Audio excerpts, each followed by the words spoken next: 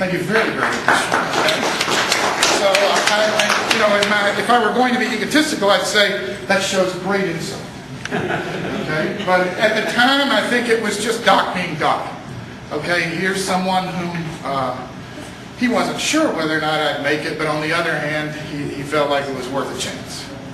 And I think in many ways, this was the way he approached things with many of his students. Second thing is, my first journal paper was written with Widrow. Lloyd alluded to that as well. I think each of us at the table that were students of his could say this, but it's also the one that's cited the most. Isn't that a bummer, right? Okay. So, and again, what's this about? It's about that moving bowl. So this was what was on his mind at the time, and somehow we had to put that together in a paper.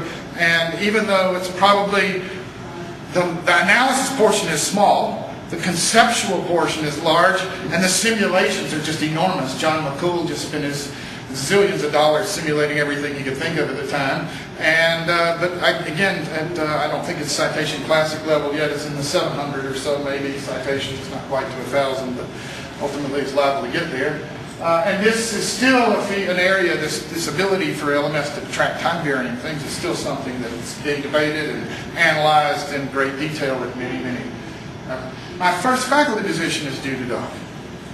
How did that happen? Well, I graduated in '77. That was a year like now when there were no faculty positions to speak of. And I was told later, my first position was at Virginia Tech, and I was told later that there were 3 faculty that did all the selections. They went through this giant stack of applications, and it just so happened that one of them at the time was trying to remove noise from microwave measurements through fog, and they had been reading the adaptive noise canceling paper. And they thought, oh, we'll put him in the short stack. Maybe he knows something about that, okay, and we can use him when he gets here.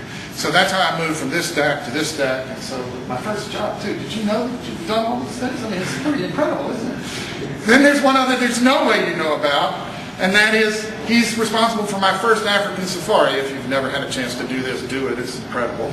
And that has to do with the fact, in fact, Lloyd and John were also on this, I don't want to call it a boondoggle because it turned out to be a lot of work as well. But essentially, some researcher in South Africa had copied our version of LMS out of a book that we'd written and used it surreptitiously, sort of, inside of a piece of software that he sold for $1 gazillion to some company in South Africa. Ultimately, it didn't work. He was cooking the data, so then they got into this arbitration about it all. Allegedly cooking the data. I was out of it before the whole thing was settled. I guess you stuck to the end, right, Lloyd? So anyway, so my first, how's that for a list of things that your advisor did for you, huh? So my first African safari as well.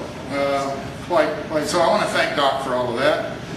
And then I guess I wanted to share one other little story that is also, since I felt like that was partly what this was about. If I were sitting in the audience, I don't know how much technical stuff I'd want to hear, but I'd want to hear all this gossip, right? So it's not quite that. But the most memorable conversation that I had with Doc about research, and I remember this very vividly, because it was when he was trying to talk me out of being interested in control and being more interested in signal processing, because control was already a pretty mature field at the time. And he had this big description, and I remember him going on and on. We had a long chat about this, and it was his description of what he wanted to do and how he wanted to approach research. And the image he gave me was building a superhighway.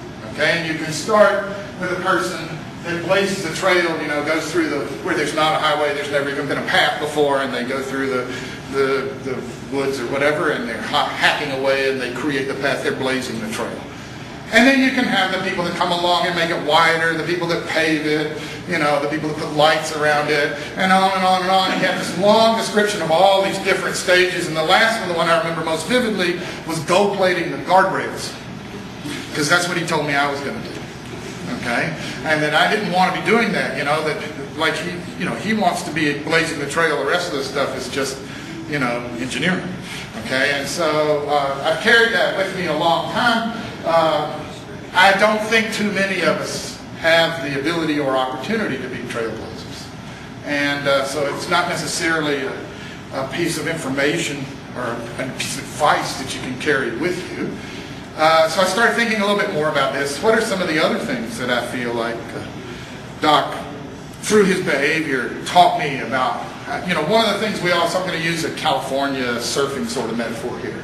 So one of the things that we always think of is catch the wave and catch it early. You hear people talk about when something new technical is happening, you get on it pretty early. Well, clearly, if you invent it, you're catching the wave early, right? So, I mean, there's no question that Doc did that. And another way to use the idea is you make waves. You create strife or, something so that you can rise up out of this as the person that resolves it all, okay? And that was never his style, okay? But the third one is more kind of Zen-like, I guess, and that's be the wave. Okay? So, you invent it, you stick with it, you stay with it your whole career, you are the wave. And I feel like that's the one that he's actually done. Again, it's not something that the rest of us can actually put into practice too often, but it's an idea that I try to carry with me, because it's clear that people who change their careers many times and change their objectives many times, they're not the ones getting this sort of recognition. And I think part of the reason that Doc and Ted, to a certain extent, are so associated with LMS is that there has been so many years where advancements and applications in many different fields have come out of this particular lab, and that's part of the reason that we're here. But the last rule, the most important rule, the one that I carry away that we can all try, what I would call rule number one, is not one Doc ever said, but it's so obvious. Rule number one is pick Ted Hoff as your first PhD student, right? So since none of us can do that, and Ted's not available as a postdoc, I guess isn't much helpful advice. But those of you that are new faculty, I would point out that picking your first few PhD students is absolutely the most important thing you'll do in your academic career. And we clearly have someone here who's done it quite well. Thank you very much.